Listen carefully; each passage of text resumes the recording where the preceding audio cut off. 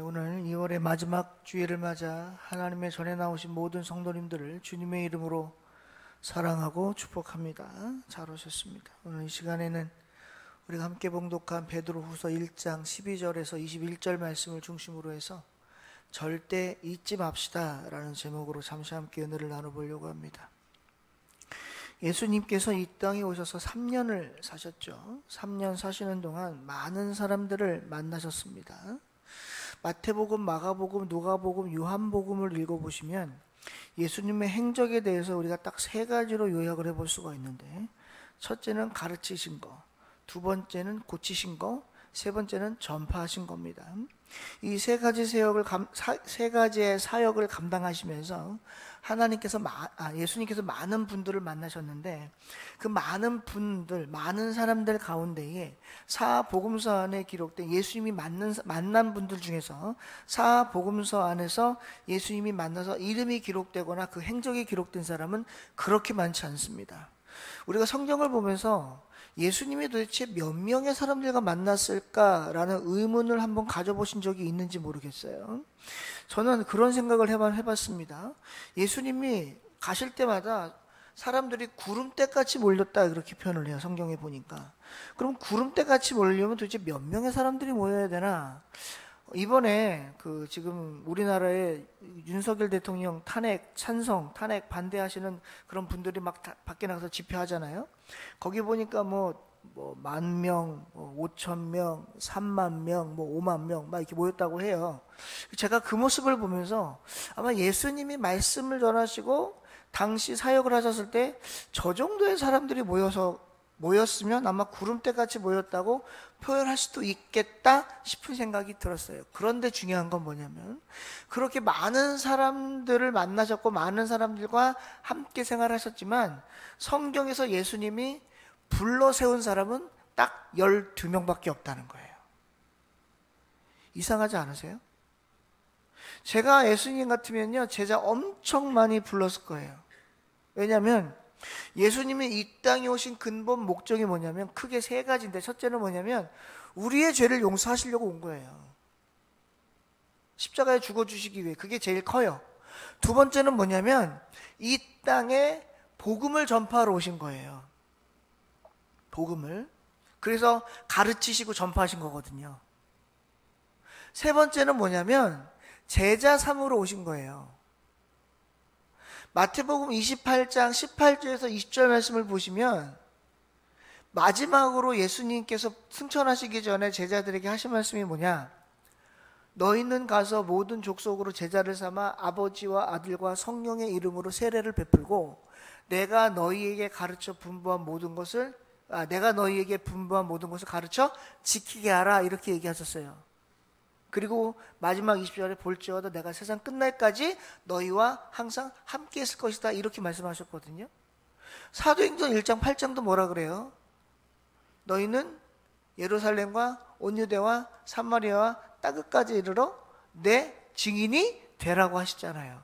그러니까 예수님께서 제자들을 부르시고 하신 이유는 뭐냐면 복음 전파가 목적이었어요. 그렇다면 저 같으면 제자를 많이 불렀을 거예요. 그래야 복음 전파 이게 유리하지 않을까요? 10명보다는 20명이 낫고 20명보다는 50명이 낫고 50명보다는 100명이 낫지 않겠냐고요. 그런데 예수님은 그렇게 하지 않으셨어요. 딱 12명만 부르셨어요. 저는 그게 너무 미스테리한 거예요. 왜 12명만 불렀을까? 그리고 그 12명 안에 있는 사람들도 몇몇을 가만히 보면 그렇게 썩 괜찮은 사람이 없어요. 마태가 괜찮은 사람이었습니까? 야고보가 괜찮은 사람이었습니까? 요한이 괜찮은 사람이었습니까? 베드로가 괜찮은 사람이었습니까? 그나마 똑똑해서 하나님의 예수님의 재정부장으로 있었던 가룟 유다가 제대로 된 사람이었습니까? 가룟 유다는요, 결국 나중에 예수님 팔아먹고 자기가 후회하고 자기 스스로 목숨을 끊어 생을 마감하고 말잖아요. 비참하게 끝나는 거 아닙니까? 도대체 그 뛰어나신 예수님, 전지전능하신 성부 하나님이신 예수님께서 왜 저런 자들을 제자로 삼으셨을까? 저는요, 너무너무 이해가 되지 않아요. 그런데요, 성경에 보니까 예수님이 그런 제자를 세우신 이유가 나와요. 왜냐하면 예수님은 똑똑하고 돈 많고 강하고 잘난 사람을 부르러 오신 게 아니라는 거예요. 연약하고 부족하고 힘없고 능력 없지만 그런 자들을 예수님이 부르셔서 이 세상에 능력 있는 자로 세워가시려고 그런 자들을 부르셨다는 거예요. 그러니까 우리가 하나님께 부름받고 예수님의 십자가의 보혈로 죄 용서받고 하나님의 사명자로 부름받은 건 우리는 늘 기억해야 돼요. 아, 내가 잘나서 부른 게 아니구나. 내가 뭐가 훌륭해서 부른 게 아니구나. 내가 능력이 뛰어나서 부른 게 아니구나. 내가 너무 부족하고 연약하니까 세상에서 주님을 통하여 빛을 내며 사시라고 나를 부르셨구나. 이걸 잊지 않으셨으면 좋겠어요. 제가 이 말씀을 왜 드리냐면 오늘 예수님의 수제자였던 베드로가요, 신약 성경 27권 중에 유일하게 쓴 성경이 2권 있는데요, 그게 베드로 전서, 베드로 후서예요. 길지도 않아요. 근데요, 특별히 베드로 후서는요, 어떤 성경이냐면 사도 베드로가 죽음을 앞에 두고 자기가 죽을 거를 이미 알고 쓴 편지가 베드로 후서예요. 그래서 베드로 후서 1장, 오늘 본문을 읽었지만 14절에 보시면 뭐라고 얘기를 하고 있냐면 이렇게 얘기를 해요.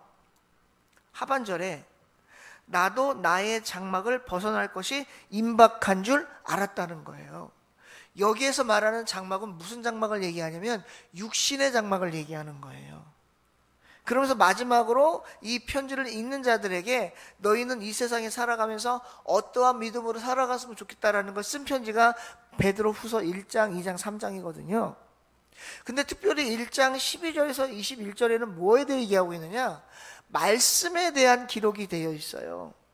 어떤 말씀이냐면 하나님의 말씀, 예수님의 말씀, 즉 복음에 대한 것이 기록이 되어져 있는 거죠.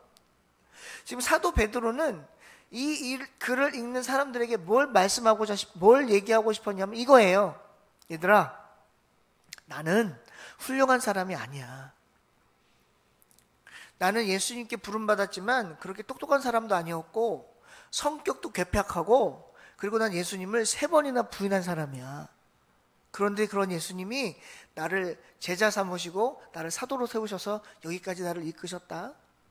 그런데 내가 왜 예수님이 부르심에 응답을 하고 순종을 하고 예수님을 위하여 죽기까지 내가 순종을 했냐면 그 이유는 예수님이 진짜이기 때문에 그런 거야. 이렇게 얘기하는 거예요. 당시 베드로 후서를 썼을 때 상황이 어땠냐면 여러 가지 이단들이 팔을 치고 있을 때예요. 뭐 유대교는 말할 것도 없고요. 예수님을 믿는 자들을 잡아 가두던 당시 로마의 흉폭하기로 이름난 네로라고 하는 황제 밑에 지금 베드로가 있는 거예요. 당시 네로가요, 얼마나 많은 기독교인을 죽였는지 몰라요. 그것도 잔인하게. 예수님을 믿는다는 이유 하나만으로 그들은 다 죽을 수밖에 없는 상황에 처해진 거죠. 그러니까 어떤 일이 벌어져요? 많은 신앙인들이 예수님을 떠나기 시작합니다. 왜? 일단 예수님을 주시고 내가 살고 봐야 되니까. 내가 살고 봐야 될 거 아니에요. 그러니까 예수님을 버리고 가는 거예요. 그러니까 베드로가 뭘 얘기하느냐? 이렇게 얘기하는 거예요. 얘들아, 육신의 장막은 어차피 벗어져.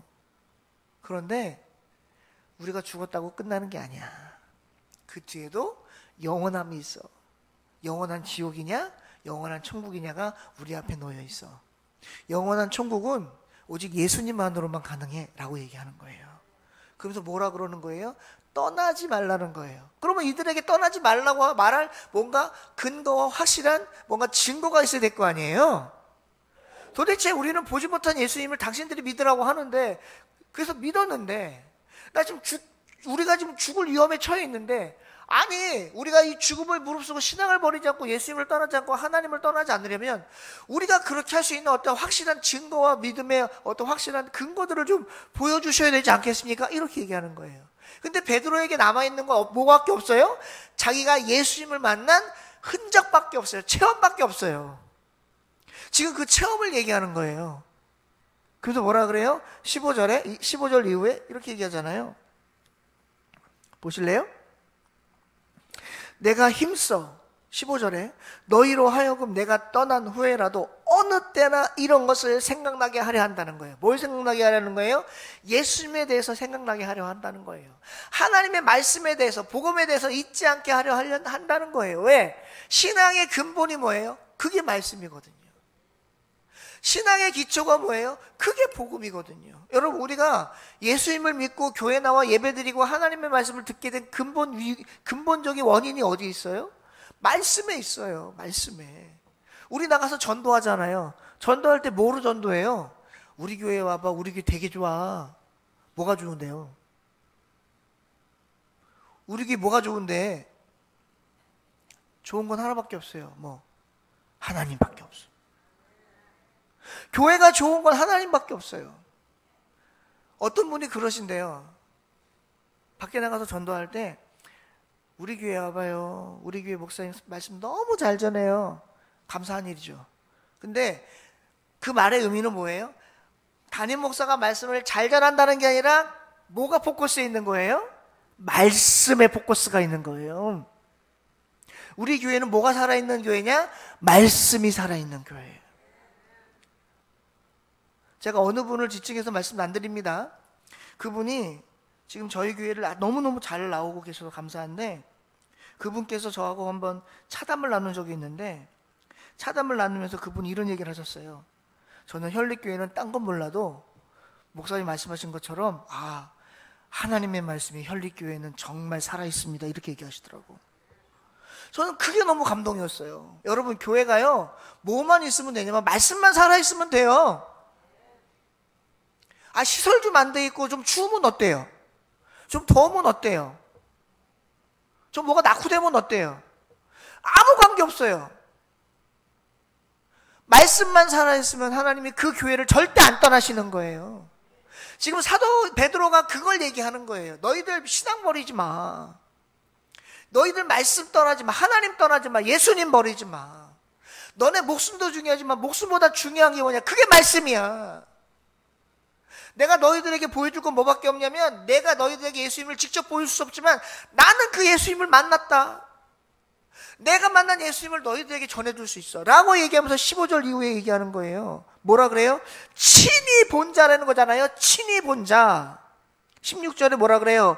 우리 주 예수 그리스도의 능력과 강림하심을 너희에게 알게 한 것이 교묘히 만든 이야기를 따른 것이 아니라는 거예요. 꾸며낸 얘기가 아니라는 거예요. 잘 각색된 드라마나 영화 같은 소설 같은 얘기가 아니라는 거예요. 예수님은 실제하고 실제적으로 역사 속에 있으셨고 지금도 살아계시고 지금도 함께 하시는 그 예수님을 내가 친히 보았다는 거예요. 그걸 지금 이 땅에 있는 저와 당시 있던 사람들에게 가르쳐주고 있는 거예요. 왜? 신앙 버리지 말라고. 근데 신앙을 버리지 않으려면 가장 중요한 게 뭐예요? 말씀이 살아있어야 돼요. 말씀. 여러분, 우리가 믿음이 있다고 하면서 말씀을, 죄송합니다, 교회 다닌다, 직분자다, 내가 예배를 드린다, 내가 믿음이 있다라고 얘기하면서 뭘 하지 않으면, 말씀을 가까이 하지 않으면 죄송하지만 그 믿음 있는 거 아니에요.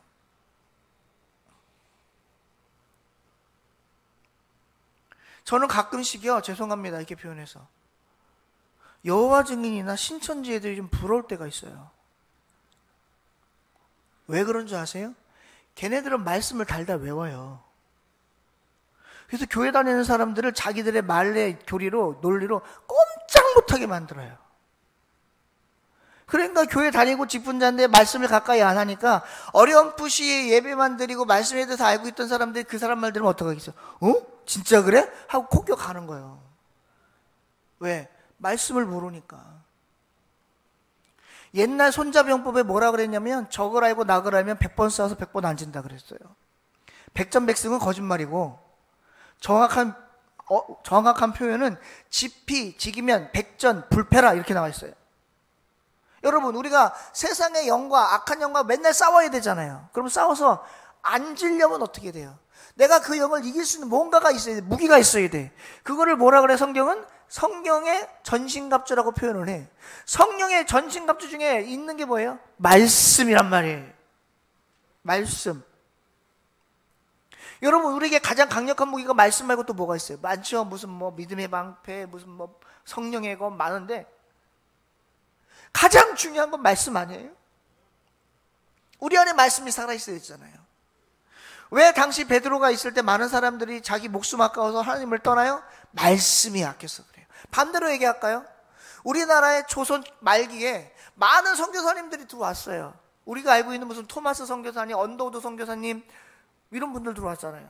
그분들이 대한민국 조선 땅에 뭐 볼 거 있다고 하겠어요? 그분들이 조선 땅에 뭐 볼 거 있다고 우리나라 사람들을 위하여 헌신하다가 목숨을 버립니까? 하나밖에 없어요. 말씀이요. 그들이 이곳에 와서 대한민국에 와서 조선 땅에 와서 전한 건 예수님밖에 없어요. 예수님밖에 없어. 흥선대원군이 강화도 조약을 한 다음에 쇄국 정책을 펴가지고 아무도 못 들어와. 우리는 쇄국 정책이야. 외세는 아무도 못 들어와. 그랬는데 그때 토마스 선교사가 흥선대원군이 있을 때 배를 타고 강화도로 들어왔어. 근데 배 내리자마자 죽었잖아요. 근데 손에 뭐가 들려 있었냐면 성경책이 들려 있었던 거예요. 이 성경책을 어떤 사람이 들고 가서 보니까 종이가 반질반질하고 좋으니까 이걸 집에다가 벽지로 다 썼네. 근데 이게 한글로, 조선 당시에 한글로 번역이 돼가지고 갖고 들어오니까 딱 붙이니까 이제 뭐가 보여요? 이제 글씨가 보일 거 아니에요. 그러니까 누워가지고 뭐 보는 거예요? 이제 성경 보는 거예요. 저기 뭐가 써있냐고 본 거예요. 자기가 벽지라고 발라놓은 거를 다 보고 읽는 거예요, 이제. 근데 그 읽는 와중에 예수님을 알게 되고 하나님을 알고 말씀을 깨닫게 해서 개종해가지고 예수님 믿게 됐다는 거 아니에요? 그 사람이 대한민국 최초의 목사님이 됐다는 거 아닙니까? 그게 뭘 얘기하는 거예요? 히브리서에 뭐라 그래요? 하나님의 말씀은 살았고 운동력이 있어 좌우의 날선 건강같이 우리의 영과 혼과 골수까지 쪼갠다 그러잖아요. 그게 역사를 통해서 우리들에게 알려주고 있는 거예요. 베드로가 지금 그 얘기하고 있는 거예요. 하나님이 그렇게 하나님의 말씀, 예수님의 말씀, 예수님이 그렇게 강력한 우리들에게 무기라는 거예요. 이거 뭐 하라는 거예요? 담대하라는 거예요. 겁내지 말라는 거예요. 말씀을 버리지 말라는 거예요. 그러면서 당시 베드로가 있던 사람들에게, 당시 베드로가 살았던 당시에 성도들에게 얘기해 주는 거예요. 너희들 예수님 못 봤지? 난 예수님 봤다. 야, 내가 너희들에게 하는 얘기가 꾸미는 얘기가 아니야. 내가 직접 만난 분이야. 내가 여기 성경에 보니까 뭐라 그래요? 이렇게 얘기잖아. 17절에 지극히 큰 영광 중에서 이러한 소리가 그에게 나기를 이는 내 사랑하는 아들이요 내 기뻐하는 자라. 여러분, 이 말씀이 어디 나오냐면 복음서에 나와요. 복음서 어디 나오냐면 예수님이요 베드로, 요한, 야고보를 데리고 한 산으로 올라가. 근데 한 산에 올라가서 누구를 만나냐면 엘리야하고 모세를 만나요. 근데 그 장면을 누가 보냐면 베드로, 요한, 야고보가 봐요. 근데 갑자기 그 상황에서 모세하고 엘리야하고 예수님이 갑자기 예수님 모습이 확 변해가지고 광채가 나가지고 옷을 빨아도 그렇게 희게 할 수 없을 정도로 막 몸에서 막 광채가 난 상태에서 모세하고 엘리야하고 셋이서 지금 삼자대면을 하는 거예요. 뭐에 대해서 얘기하냐면 예수님이 이 땅에서 우리를 위하여 십자가에 죽을 것에 대해서 얘기했다는 거 아닙니까? 그러니까 그 모습을 처음 본 베드로, 요한, 야고보 중에 베드로가 헷가닥 해가지고 싹 끝난 다음에 예수님께 뭐라 그랬어요? 주여, 여기가 좋사오니 초막셋을 지어갖고 하나는 주를 위해서, 하나는 모세를 위해서, 하나는 엘리야를 위해서 짓고 우리 내려가지 말아요. 이렇게 얘기한 거 아니에요. 그런데 그 말이 끝나자마자 하늘에서 뭐라 그래요? 이는 내 사랑하는 아들이요 내 기뻐하는 자니 그의 말을 들으라. 그렇게 얘기해요. 그래서 그 산 이름이 뭐라 그래요? 변화산. 원래 그 산 이름은 아무도 몰라요. 근데 왜 변화산인 줄 아세요? 예수님이 그 산에 올라가서 변화했다고? 그래서 변화산이야. 변화산이라는 이름이 있는 산이 아니고 원래 그 산 이름은 몰라 아무도. 근데 예수님이 변모했기 때문에 변화산이라고 부르는 것 뿐이에요. 지금 그 얘기를 하는 거예요. 베드로가 나 봤다. 그 예수님. 하늘에서 나 그 음성도 들었다. 하나님의 음성. 그 예수님을 내가 너희들에게 전한 거고 너희들이 믿고 있는 거야. 너희들이 믿는 건 가짜가 아니야. 너희들이 있는 건 실제 존재하는 거였고 지금도 살아계서 역사하시는 그 예수님이고 그 하나님이야. 그 하나님이 너희와 함께 할 테니 두려워하지 마라. 어차피 사람은 한 번 태어나서 한 번 죽는다. 죽음을 두려워하지 마라. 죽음 때문에 주님을 버리지 마라. 왜? 나도 곧 죽을 건데 나 끝까지 주님 안 버리고 나 죽을란다. 너희들도 나처럼 주님 버리지 말고 살았으면 좋겠다. 그런데 그러려면 어떻게 돼요? 이렇게 얘기하는 거예요. 말씀을 잊지 말아라. 오늘 성경에 보니까 이렇게 얘기하십니다. 29절에 우리에게는 더 확실한 예언이 있어 어두운 데를 비추는 등불과 같으니 날이 새어 샛별이 너희 마음에 떠오르기까지 너희가 이것을 주의하는 것이 옳으니라. 무슨 말이에요? 우리에게는 더 확실한 예언이 있대. 이거는 어두운 데를 비추는 등불과 같대. 여러분, 깜깜한 어두움에 우리에게 가장 필요한 게 뭐예요? 빛이에요. 빛. 한 줄기 빛. 그 빛이 뭐예요? 우리에게 주신 예수님이며 곧 말씀이시란 말이에요. 요한복음 1장 1절에 뭐라 그래요? 태초에 말씀이 계시나 이 말씀이 곧 우리와 함께 하셨으니 그 말씀이 곧 하나님이시니라. 창세기 1장에 보면 창조의 역사가 나와요. 창조의 역사 가운데도 창세기 1장 1절이 뭐예요? 태초에 하나님이 천지를 창조하셨는데 창조할 때 뭘로 창조하셨어요? 말씀으로 창조하셨어요. 여러분, 성경은요 창세기 1장에서 요한계시록 마지막 장까지 말씀으로 시작해서 말씀으로 끝나요. 그 외에는 아무것도 없어요. 그 말씀을 오늘날 우리가 읽고 듣고 쓰고 믿고 배우고 있는 거예요. 전하고 있는 거예요. 그러니 우리에게 가장 중요한 게 뭐밖에 없어요? 말씀밖에 없어요. 이 말씀이 우리에게, 말씀은 곧 우리의 생명입니다. 우리의 육이 살기 위해선 육체의 양식을 먹어야 되겠지만 우리의 영이 살기 위해선 우리의 영의 양식을 먹어야 하는데 그게 뭐예요? 그게 바로 말씀이란 말이에요. 보통 가을이 되면 뭐 해요? 사람들이 독서의 계절이라고 해서 독서합니다. 독서는 뭐의 양식이라고 그래요? 마음의 양식이다 이렇게 표현해요. 독서는. 여러분, 성경은요 우리의 영을 살리는 영의 양식입니다. 우리는 말씀을 절대 멀리 떨어져서는 안 돼요. 근데 오늘날 뭐가 문제냐? 말씀을 안 봐요. 제가 단적인 예를 하나 들어드릴게요. 자, 우리 교회는 얼마나 그런 분들이 계시는지 봐야지. 자, 손을 한번 들어보세요. 나 오늘 성경책 가지고 왔다. 번쩍 들어보세요. 나 오늘 성경책 가지고 왔다. 교회에 있는 거 말고 내 성경책. 손 내려봐요. 목사님 죄송합니다. 제가 성경책을 오늘 안 갖고 왔습니다. 분명히 안 든 사람도 있었는데 창피해서 못 들 것이고 괜찮아요. 제가 야단을 치려고 뭐라 그러려는 것이 아니라 그래도 우리 교회는 양호한 거야. 우리 교회는 그래도 양호한 거라니까. 성경책을 들고 다니시잖아. 다른 교회는 성경책 안 들고 다녀요? 안 들고 다니는 이유가 뭔지 알아요? 첫째, 핸드폰에 어플리케이션으로 다 깔려 있어요. 둘째, 우리 교회도 그렇지만 화면으로 다 띄워주네. 그러니까 성경책을 안 봐요. 어디만 봐요? 다 앞에만 봐요. 왜요? 알아서 띄워줄 건데 뭐하러 성경책을 핀디야?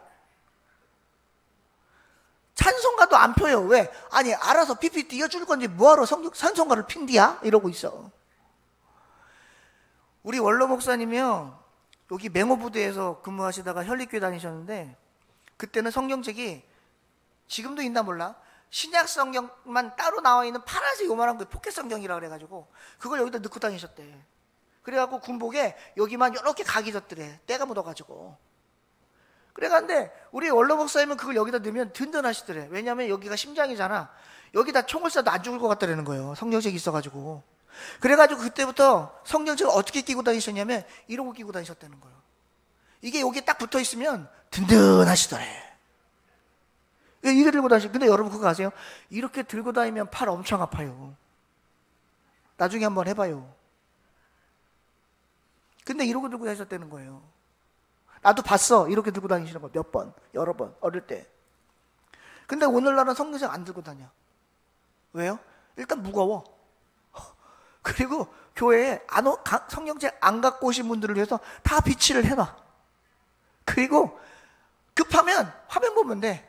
그것도 안 돼? 그러면 얘다 핸드폰 꺼내가지고 성경 딱 키면 나와. 그러니까 안 들고 다녀. 여러분 그래 좋아요.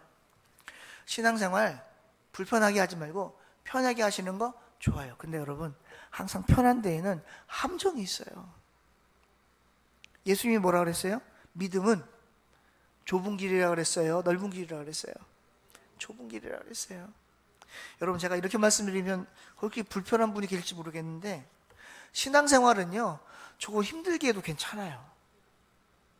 신앙생활은 조금 힘들게 해도 괜찮아. 거기서 뭘 깨닫냐면 하나님의 은혜를 깨달아요. 거기서 뭘 깨닫냐? 하나님의 섭리를 깨달아. 거기서 뭘 깨닫느냐? 하나님의 사랑을 깨달아요. 아까 우리 시원찬양 찬양할 때 힘을 내세요, 힘을 내세요 했잖아요. 그 원래 앞부분이 뭐냐면 이거였어요. 왜 나만 겪는 고난이냐고 슬퍼하지 말아요. 고난의 뒤편에 있는 주님이 주신 축복 미리 보면서 감사하세요. 응. 고난이 있어야 감사도 있어요. 아브라함이 처음부터 예수님 하나님께서 부르신 시작부터 복 받았는 줄 아세요? 아니에요. 이삭이 태어나자마자 100배의 복 받은 줄 아세요? 아니에요.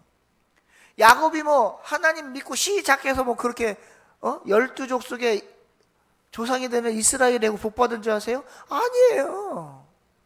요셉이 처음부터 애굽의 총리 된 줄 아세요? 아니에요. 다 고난이 있었어요. 근데 그 고난 가운데도 그들은 뭘 안 버린 거예요? 믿음을 안 버린 거예요. 그 가운데 그들은 뭘 포기하지 않은 거예요? 하나님의 말씀을 포기하지 않은 거예요. 그들은 늘 뭘 가까이 한 거예요? 하나님을 가까이 한 거예요. 근데 오늘날 우리는 어때요? 조금만 힘들면 하나님 떨어질라 그래요. 조금만 힘들면 기도도 못해요. 조금만 바쁘면 교회도 못 나와요. 조금만 하면 말씀 볼 시간도 없어요. 제가 어떤 분한테 이렇게 물어봤어요. 성경 보세요? 그랬더니 아유 바빠서 못 본대요. 아 그러세요? 근데 바빠서 못 보는데 골프 칠 시간은 있대요. 바빠서 못 보는데 친구 만날 시간은 있대요. 바빠서 못 보는데 여행 갈 시간은 있대요. 제가 그 말을 듣고 2번 다시 안 물어봤어요. 사랑하는 성도 여러분, 신앙생활을 하면서 우리가 절대 잊지 말아야 될 게 뭘까요? 많이 있을 거예요. 예배, 찬양, 기도, 헌신 근데 제일 중요한 건 뭐예요? 말씀을 잊으면 안 돼요. 말씀을. 오늘 사도 베드로가 이 성경을 읽는 자들과 오늘날 성경을 보고 있는 저와 여러분들에게 하고 싶었던 말이 그거예요. 말씀을 잊지 마라. 말씀을 더 가까이 해라. 말씀이 우리를 살리는 힘이다.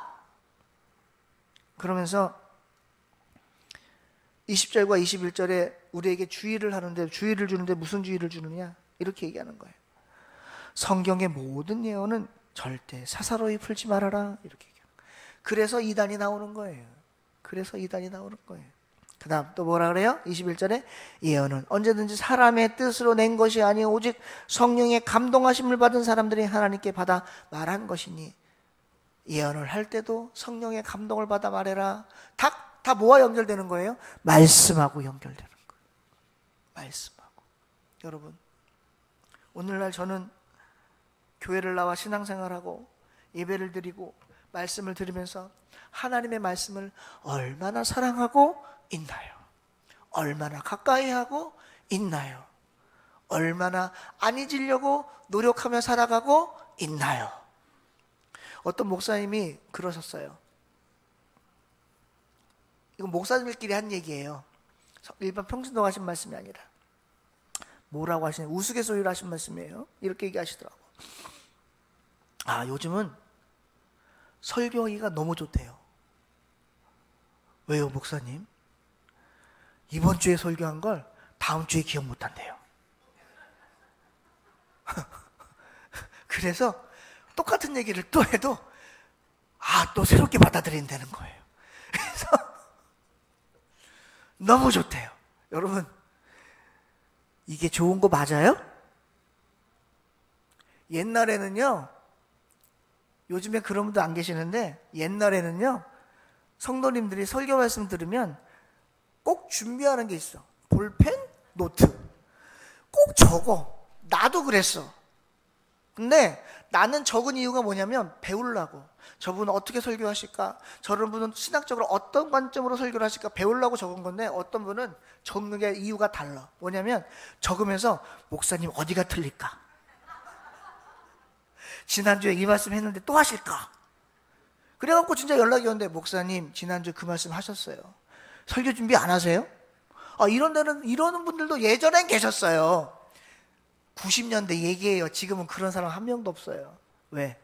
말씀을 가까이 하잖아. 여러분 말씀 적는 것도요, 목사님 지적하는 것도요, 그것도 말씀에 대한 사모함이 있고 열정이 있어야 하는 겁니다. 아무나 하는 거 아니에요. 그렇다고 내일부터 말씀 적으라는 얘기가 아닙니다. 그 얘기가 아니에요. 제가 말씀드리는 말씀의 골자는 뭐예요? 말씀을 가까이 하고 말씀을 잊지 말자. 그래서 오늘 말씀의 제목이 뭐예요? 절대 잊지 맙시다. 다른 건 다 잊어도 돼요. 다른 건 다 잃어버려도 돼요. 다른 건 손해봐도 돼요. 근데 하나님은 손해보지 말아야지. 하나님은 잊지 말아야지. 하나님은 잃어버리지 말아야죠. 우리의 신앙의 가장 근간과 기초가 되는 말씀을 잃어버리고 놓치고 잊고 손해보는 순간 우리의 믿음은 뿌리부터 흔들린다는 사실을 기억하시고 절대 말씀을 잊지 말고 늘 가까이에서 하나님이 주시는 말씀 속에서 늘 세임을 받아 살아가시는 저와 오늘 나오신 성도님들 되시기를 주님의 이름으로 축원합니다. 기도하겠습니다. 하나님, 오늘 부족한 자가 베드로 후서 1장 12절에서 21절 말씀을 중심으로 잠시 말씀을 전했습니다. 주신 말씀 속에서 받은 은혜 잊지 않게 하시고 오늘 들은 말씀 가운데 기억하고 깨달아야 할 말씀들이 있다면 마음에 새겨주셔서 그 말씀을 품고 믿음의 삶으로 살아가 믿음의 많은 열매를 맺을 수 있도록 주님 도와 주시옵소서. 부족한 자 말씀 전할 때 잘못 전한 말씀 있으면 용서하여 주시기를 원하고 감사드리고 예수님의 이름으로 기도드리옵나이다. 아멘.